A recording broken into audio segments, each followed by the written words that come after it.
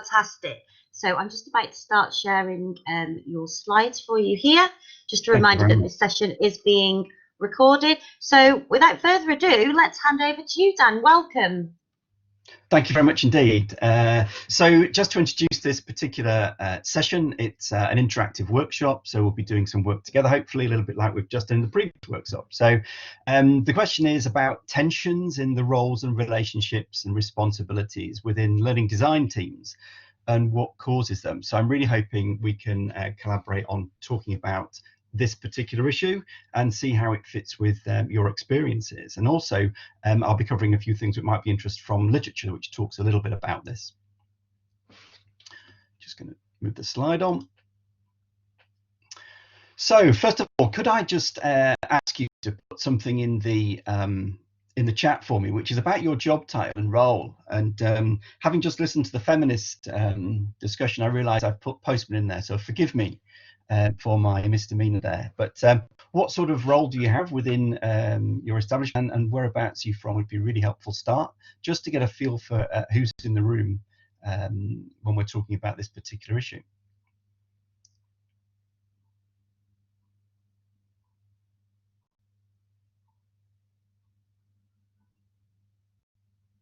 Great, thanks. I can see the chat coming through there. I'll move on because we have a lot to do, but I'll keep my eye on that and see who's using what terminology. It's interesting to see what sort of different terminologies there are: learning designers, educational development, teachers, instructional designers. So a real mix, which is fantastic, exactly what I was hoping, and it should lead to an interesting discussion.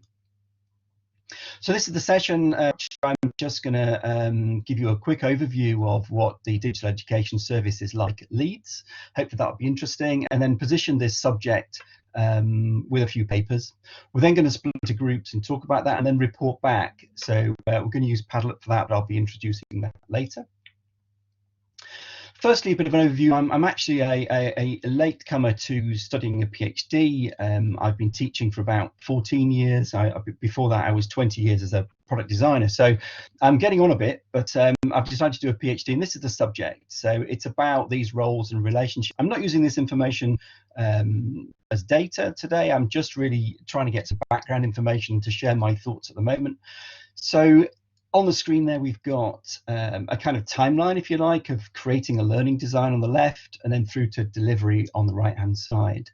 And I'm interested in the kind of iteration and design phases that happen within the learning design phase, and content writing and production, and how people work together during those phases. So my background is I'm a designer. So I've used a lot of design processes in my career, and I'm bringing that to this PhD.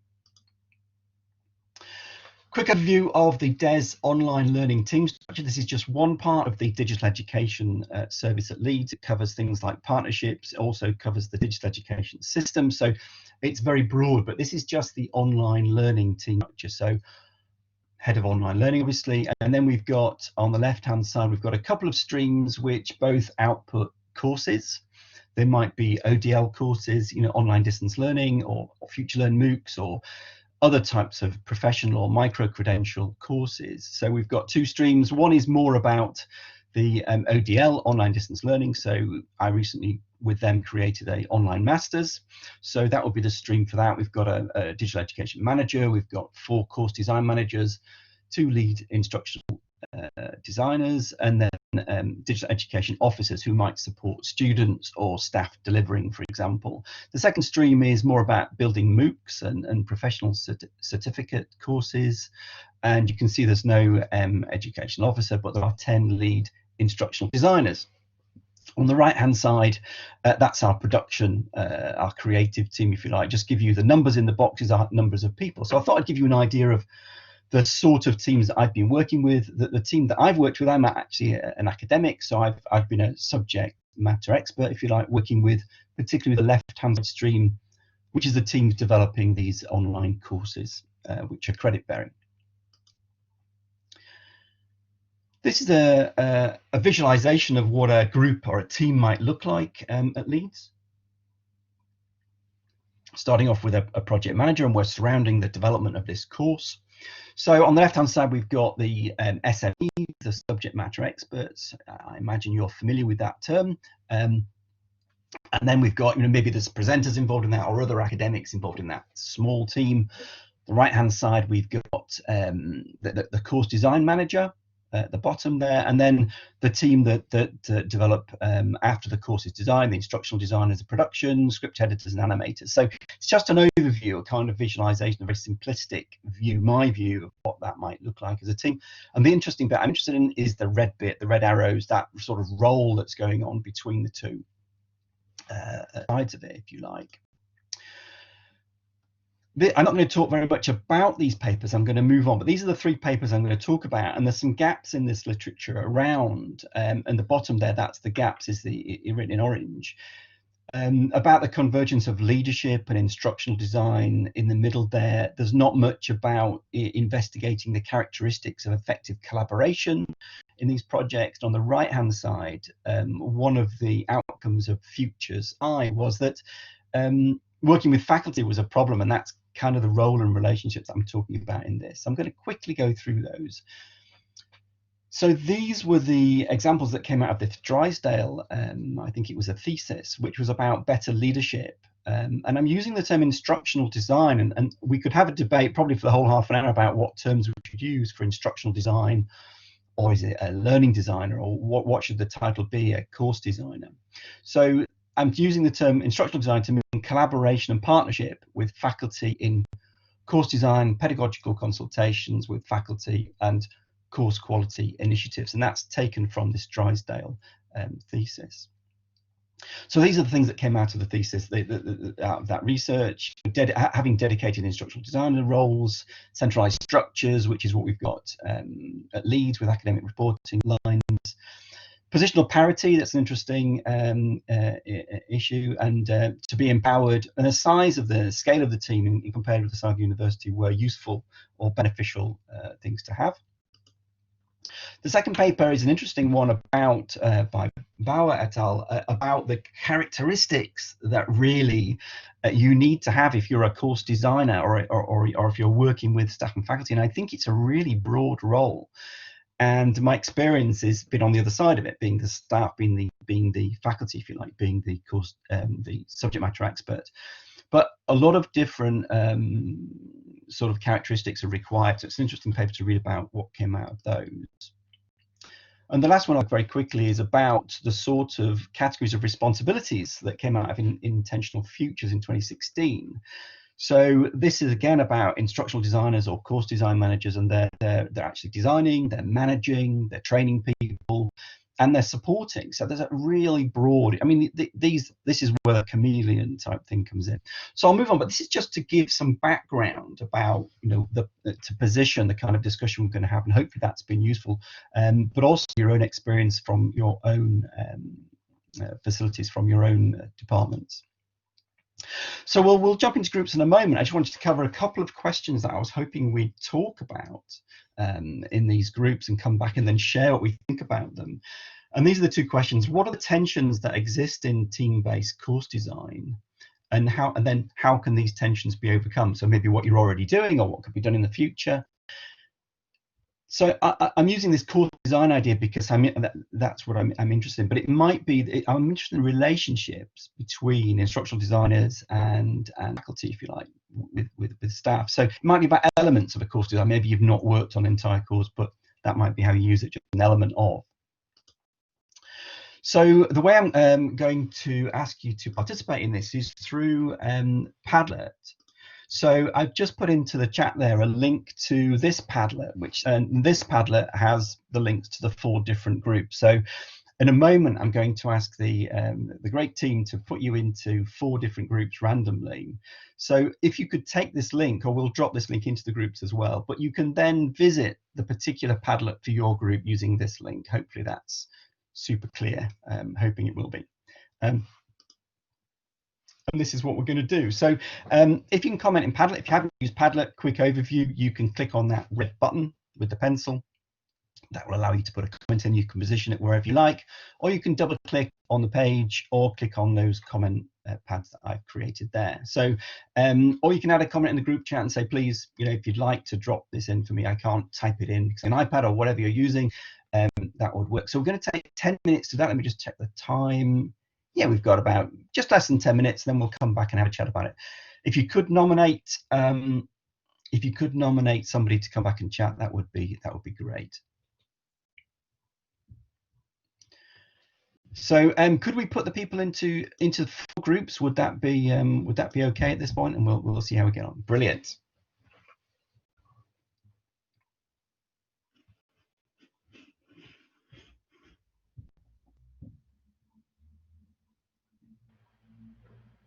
Hi Dan, so we're in breakouts now, so if you should be able to move yourself into breakouts. Yeah, I'll drop in and make sure people have got this link if that's yeah. Thank you for doing that.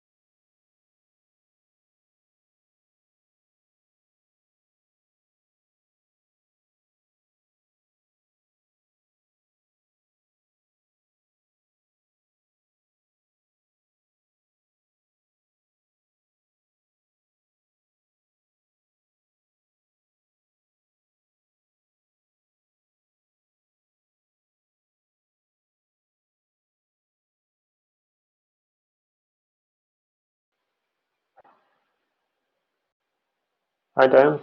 Hopefully that's all going well. We've got 5 more minutes before coming back. Hi there. Yeah, it looks like it's going really well. So Padlet seems to be working. So I'm quite pleased about that. Hopefully it'll be an interesting discussion when they come back. So I was a bit worried about it being a bit off centre from learning technologists. I don't know what you think about that, but I think that one of the things about learning, in my personal opinion, one of the things with learning technologists is that they're magpies and are always looking to broaden their knowledge. So and they get to play with tools. So I think you've ticked all the boxes. right. Well, they seem a very committed bunch of people, I've got to say. I've not been to this conference before, or really, we've got learning technologists, but they're sort of faculty based, and they're not quite as they don't seem to have as deep a sort of interest. I don't know, broader background, but perhaps I'm underestimating what they do, and I think that's typically what we do as faculty staff. Underestimate what they can contribute. But it seems a very broad role, the learning technologist. I think so. I think it's for me, it's primarily a support role. So more often than not, it's drawing on the expertise of whoever you're supporting. So things that they're familiar with and comfortable with, and just trying to amp that up a bit with what we understand is effective practice. Yeah, I see us as the enabler. It's enabling other people to do what they already do well, but in a slightly different way.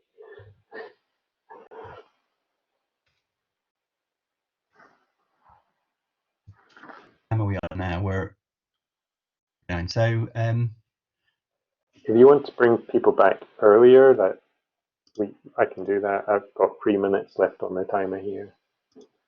They seem to be getting somewhere. I've got the groups up here, so group 1 aren't doing too much, but the other groups seem to be populating quite well. I guess we've got about 10 minutes left, so let's do it at 10 to in a minute or so. That'll be Sure. fine. Sometimes the best bit of the discussion comes right at the end, doesn't it? So yeah. It's quite abrupt with Blackboard Collaborate when people come back. So we might have people in mid conversation. So it'll take a second, but I'll just stop breakouts. It's a shame you can't just broadcast to all the groups. Oh gosh.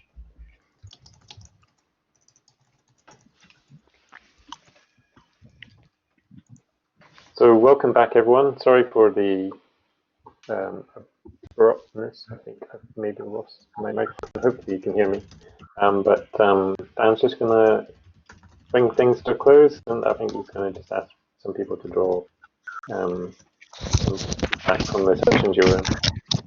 That's great. Thank you very much for doing that. I do apologise for that abruptness. It does happen a little bit like that in Collaborate, but I could see there were some good discussions going on, and it would be good to share it across the group. So could I ask someone from group 1 to think about sharing back their thoughts? I think I can see you've got a few things on there. If I can share can I share my screen? Or yeah, I should be able to do that, shouldn't I? So let's share application window with this one. So this would be group 1. Who would like just to talk us through this this slide? Is anybody there from group 1 who? Would we need to pass them a mic? Is that? Microphone should be enabled. Can anyone hear me? Oh yes, we can hear you. Okay. Okay, so I'm Danielle from Group 1.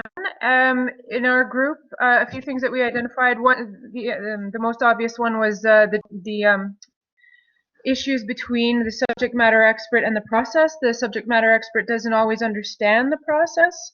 It's about them not having enough time or prioritizing the process. There can be tensions between affordances and pedagogy. Yeah. There's often a misunderstanding of what pedagogy is and how it can be expressed properly using effective tools, using the right tools. And in terms of organizational structure, if you have an organizational culture that is too hierarchical, you know, organizational cultures that were in the past more prominent, where it was more punitive and that's often not effective. Whereas if you have an organizational culture that is more innovative, that invites creativity, which is what the course design process is supposed to be. It's supposed to be creative. It's supposed to be innovative. So if you have an organizational culture that supports that, there's more likely to be more effective course design. And that's all. Thank you. Thank you. That's brilliant. I love that. Talking about the creativity aspect of it, that's very close to my heart as a designer. So I would absolutely agree with you. It should be a creative process, and often it's not, unfortunately, or that creativity is taken out of it in some way. That's great. Thank you very much. So I'll bring up group 2 if that's all right. Let's have a look. I'll try and get it all on screen. There's quite a lot of it in group 2. So who would like to talk from group 2 and give us a quick overview? That was a fantastic overview, group 1. Thank you very much.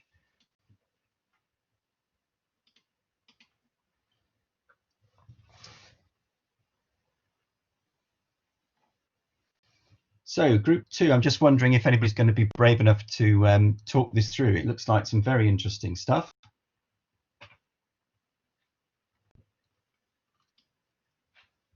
Even drawn arrows on things. So perhaps I'll pick up on this. If anybody comes in from group 2, please interrupt me, but I'll try and interpret this. So yeah, maintaining interest from SMEs. So SMEs experiencing learning designer input as a challenge to their teaching. Interesting. So challenging their position. Very interesting. So you've got some arrows going on here. So let's take those. So who does which bit? A lack of understanding of individual roles if the team members have similar skills.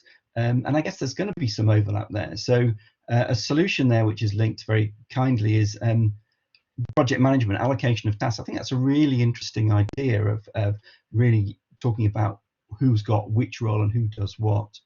Time and availability, I think that is a given, really. Often, certainly in our area, that the SME, the academic, doesn't really get allocated time in the same way as perhaps the learning designer or course design manager does, and tools not being understood.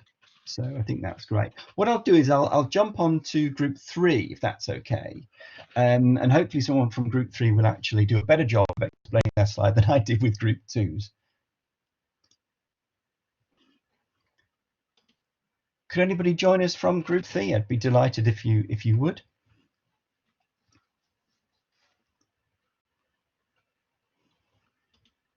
Is the problem with the microphone? Is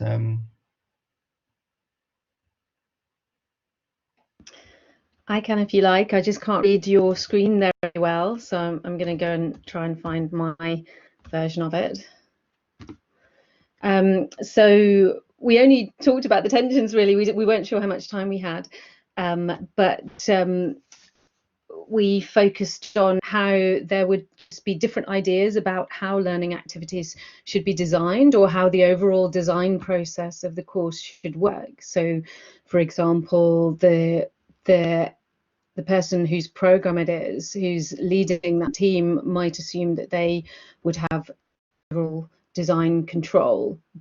Actually, the individuals working on different parts of the course would have their own professional identities are very bound up in how they think design should work. So that creates tensions if you're having to ask someone to compromise on what they think is best. And so there's a lot of emotions bound up in it. So that was what most of our discussion was around. That's brilliant. Thank you very much for that. That's really interesting. Are you happy to leave it there? And I'll jump on to group 4. Thank you very much for contributing. That was really interesting, particularly about the emotional side of it, and about people getting tied up in you know, who does what, who's emotionally tied to which particular aspect of the design. And also about what designing actually is, what the process is. So it looks like group 4 had a fantastic discussion here. Who would from group 4? I'm really hoping that someone will come forward and join me. I have to admit we didn't agree on anyone who was going to share, so hopefully people won't mind if I jump. I think ours can really be summed up as there's a lot of stuff about project management and good project management, having time, deciding roles, deciding outcomes. And I think a good half of our stuff here isn't so much based on course design, but on good project management and making sure people are working together and managing their outcomes and the tasks properly. But then there's quite a smattering of political issues there as well, tension between instructional designers and lecturers, what's possible versus what they might want, and other areas of conflicts that we came up with in there as well. So what requirements versus what tools will let people do. I think was something we come up with as well.